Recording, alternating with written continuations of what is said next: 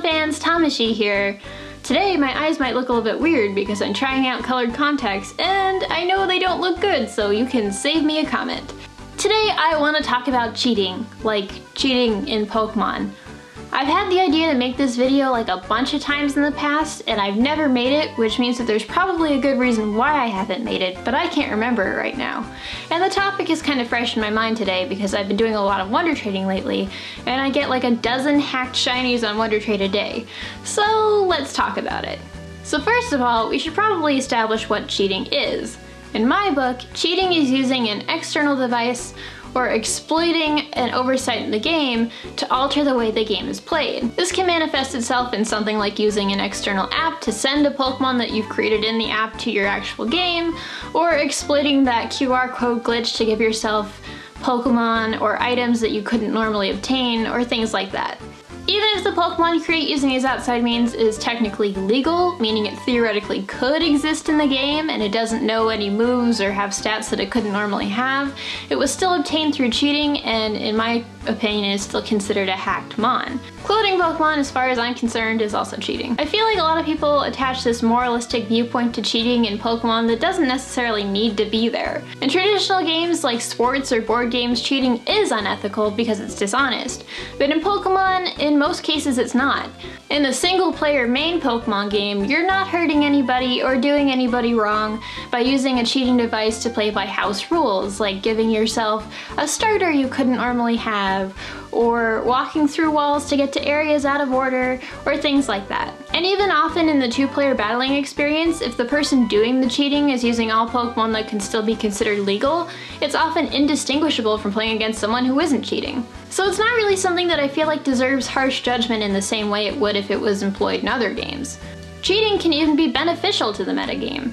Even in Gen 6 with advancements in breeding, it can still take a really long time to build a team. So people aren't really usually willing to invest that time in breeding experimental teams and things like that.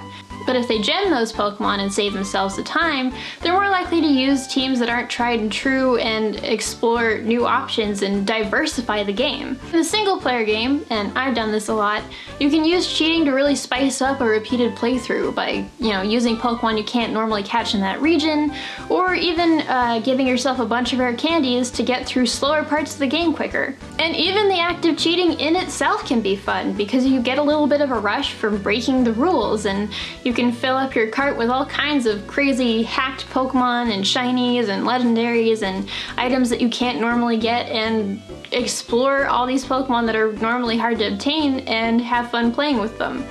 But at a certain point, cheating in Pokemon can cross over into unethical territory, and I think this is mostly a common sense sort of thing. If a player lies about cheating to another player, it's unethical because the player is claiming to have earned what they didn't earn legitimately, and it's just dishonest.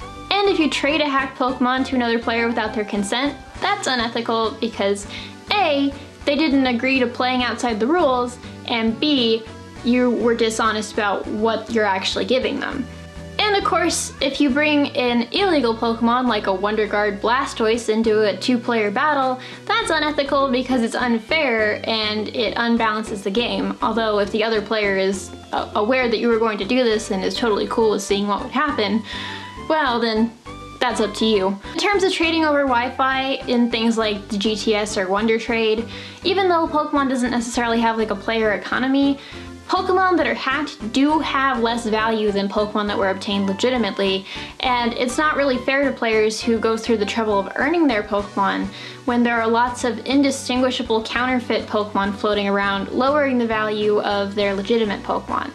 So, how do you have fun cheating without ruining the fun for other players? Well, like with most things, I think being honest is a good first step. Make sure whoever you're playing with is informed about where all your Pokemon and items came from, and don't play with them using hacked Pokemon and items if they don't agree to it. A lot of people do spend a lot of hours obtaining things legitimately in the games, and it's really not nice to undermine that by claiming the thing that you got by poofing it into existence with an app is equal value to the things that they worked really hard for. And please, please, please don't Wonder Trade hacked Pokemon. Not only are you undermining the value of everything else being traded that way, you're trading in a way where the other player absolutely has no option to consent to obtaining a hacked Pokemon, and not everyone is okay with that. Imagine getting a legitimate shiny on Wonder Trade and how good that would feel. Now imagine how many people are never going to experience that because they can't trust anything they get on Wonder Trade, and they'll have to end up releasing a ton of shinies because they don't think that they're legit. Even if they were. I've released so many shinies that I've gotten over Wonder Trade, and it's never fun to do. Lots of people play Pokemon lots of different ways. For some, cheating can make the experience so much more fun, and for others, cheating can completely ruin the experience. So just be courteous of each other and we can all get along. Thank you for watching, and stick around for more Pokemon videos. See ya!